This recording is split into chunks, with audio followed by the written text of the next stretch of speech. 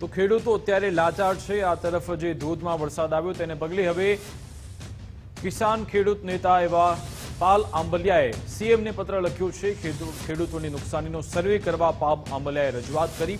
પાલ આંબલિયા કહી રહ્યા છે કે તાત્કાલિક સર્વે થાય, દ્વારકા, પોરબંદર, જૂનાગઢમાં નુકસાનીનો સર્વે કરવાની માંગ કરી। 72 કલાકમાં તાત્કાલિક સર્વે થાય તેવી તેમણે મુખ્યમંત્રીને પત્ર લખી રજૂઆત કરી છે। અને સાથે ઘણા બધા એવા ગામડાઓ છે કે જે સંપર્ક વિહોણા થયા છે, તેમને પણ સ્પેશિયલ પેકેજ આપવામાં આવે તેવી માંગ। પાક નુકસાની, જમીન ધોવાણ સામે તાત્કાલિક વળતર આપવામાં આવે।